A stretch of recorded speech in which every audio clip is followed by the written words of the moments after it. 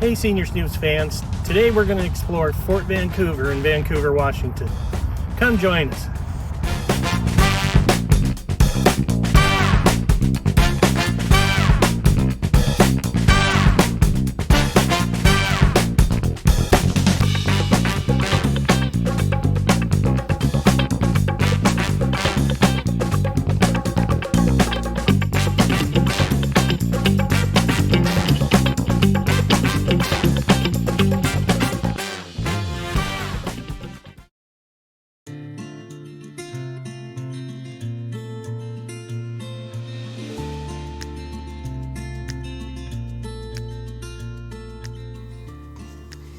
Pearson Airfield, now a city airport, has an air museum that displays many early planes and shares the history of the airplane.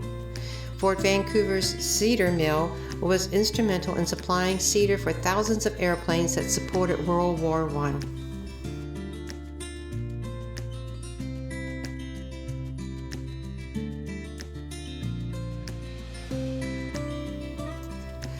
One of the first things Hudson Bay Company did when establishing Fort Vancouver is plant a garden. In the mid-1840s, the garden grew to 8 acres and not only provided produce, but also flowering plants, shrubs, and fruit trees. This is just a small representation of the historic garden.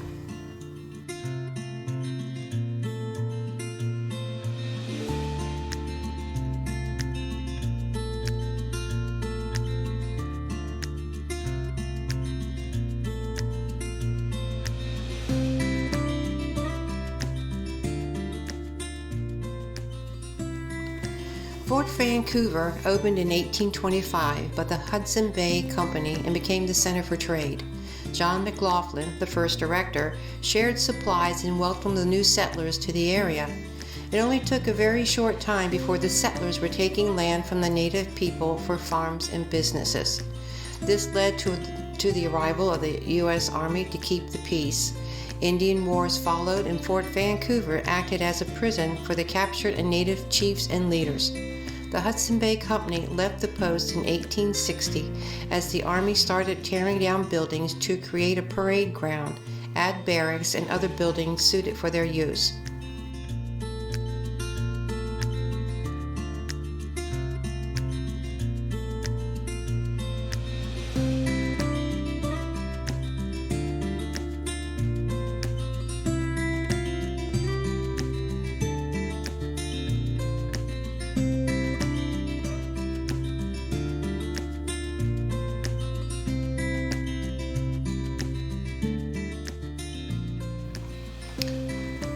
As the U.S. Army became more established, they built homes for many of the NCOs.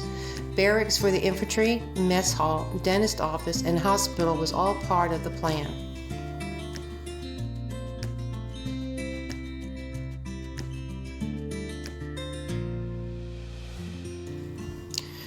During World War I, the U.S. Army allowed the Red Cross to place convalescent homes to care for and rehabilitate the wounded soldiers. This home at Fort Vancouver served the Army until the Red Cross turned it over to them a few years later.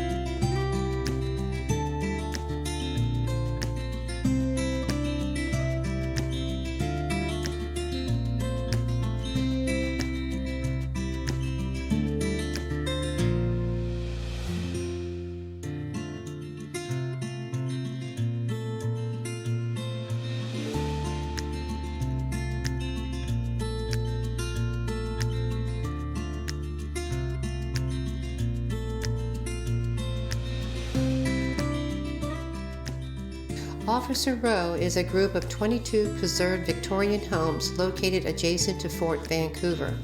This area served as housing for the Army officers that were stationed here. History abounds here, with the oldest being the Grant House, built in 1850, named after Ulysses S. Grant. The house was originally built as a log house and later converted to plank siding. Grant didn't live in the house but served at Fort Vancouver for over a year. One by one, the houses were added to complete one of the most beautiful walks in the Northwest.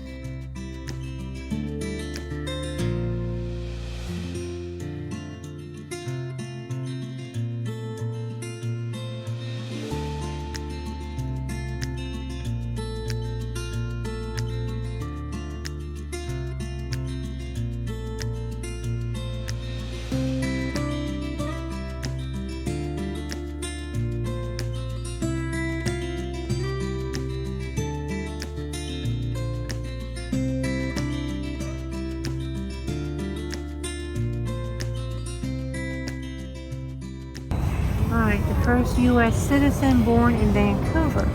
Near here, on December 20th, 1853, in one of the original log cabins of the fort, was born Vancouver's first child of the U.S. parents, Mr. and Mrs. John Edding, the postmaster. That cabin was torn down in 1885. The officers at the fort had keenly followed all the events of Napoleon's career and voted to name the baby Josephine after the French general's wife.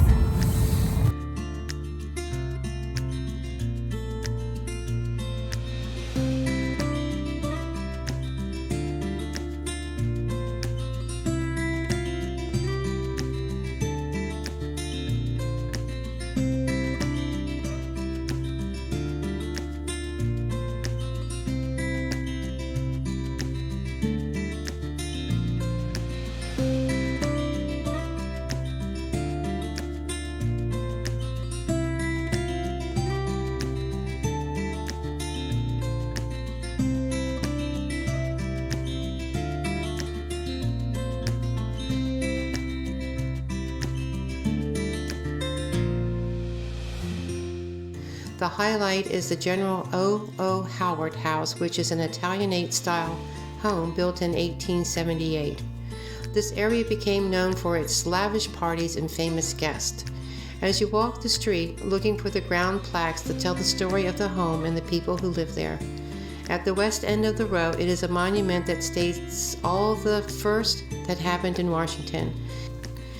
If you're a history buff or into the beautiful parks and great walks, Fort Vancouver is a must-see. Make sure you stop at the Visitor Center to get a map and start your exploration there. I'm sure you will find a piece of history you didn't know about the region and the people that made Fort Vancouver. Hey fans, we hope you enjoyed our trip to Fort Vancouver. If you liked our video, give us a like, or subscribe, or leave us a comment. Once again, thanks for watching Senior Snoops. We hope you've enjoyed our video. If you like our video, give us a like or a comment, or subscribe to our channel. We'd love to have you on our team. Once again, thanks for watching Senior Snoops.